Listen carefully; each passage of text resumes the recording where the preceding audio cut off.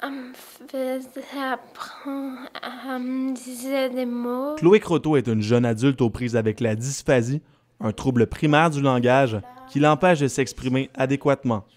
Et comme elle est atteinte de dysphasie sévère, cela signifie aussi qu'elle a de la difficulté à bien comprendre ce qu'on lui dit. Et elle a également du mal à saisir la notion du temps, une situation qui n'est pas toujours évidente pour sa mère. C'est un défi pour les parents parce que dans 15 minutes, faudrait-elle te brosser les dents? Elle ne sait pas. Fait qu'il faut que moi-même, je le dise, là, c'est le temps d'aller te brosser les dents. À l'école, elle fait partie d'un programme adapté. Pour bien s'intégrer et maintenir le rythme d'apprentissage, Chloé doit constamment redoubler d'efforts. Il faut que je me concentre et je n'aime pas tellement ça, l'école. Tu trouves ça normal? Non, pas partout, non. France et Éric ont détecté très tôt que quelque chose n'allait pas avec leur fille. À l'âge de 2 ans et demi, elle n'émettait que très peu de sons. Le diagnostic de dysphasie est tombé 7 ans plus tard. C'est un choc, mais aussi un soulagement parce qu'on peut mettre un diagnostic. Un diagnostic veut dire on va avoir de l'aide près de l'école. Quand tu as le diagnostic de la dysphasie, bon, au moins tu te dis, au moins on sait pourquoi qu'elle est un petit peu différente des autres enfants. Les parents accompagnent leur fille dans son cheminement scolaire depuis la première année du primaire. Tous les étés, France joue le rôle d'enseignante et poursuit l'apprentissage de Chloé pour qu'elle puisse être au même niveau que ses collègues de classe. Un combat de tous les jours. C'est constamment essayer de la laisser parler. C'est pas facile pour moi parce que en tant que mère, tu devines qu'elle veut, fait qu'elle veut formuler ses phrases. C'est difficile pour elle faire un sujet, un verbe, un complément.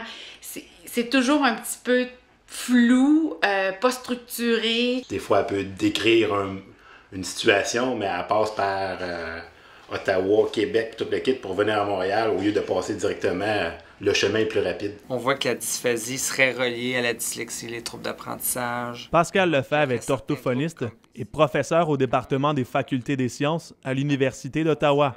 Sa spécialité, le développement du langage. Selon lui, une personne dysphasique peut avoir peur du jugement de la société. Elle pourrait craindre qu'on la perçoive comme une personne différente des autres, ce qui fait que bien souvent, elle se referme sur soi. Ce qui arrive souvent, c'est qu'on prend ça pour de l'efficience intellectuelle. Parfois, on pense qu'ils ont pris des substances qui fait qu'ils sont étranges. Parfois, on pense à la maladie mentale aussi. Donc, on n'est pas... Pour eux, c'est plus l'isolement, le rejet. Depuis quelques années, les personnes atteintes de dysphasie se sont manifestées pour faire connaître ce trouble du langage. L'exemple le plus frappant est celui de Vincent Godin, un jeune dysphasique de 22 ans qui, en 2013, a nagé la distance qui sépare Longueuil à Trois-Rivières pour faire connaître son histoire. Malgré tous ces mouvements de sensibilisation, le phénomène de la dysphasie demeure très peu connu de la part des gens. Je n'ai plus de jeu. Attends-moi ta porte pour laisser amour. 900 000 personnes sont atteintes de dysphasie en Ontario.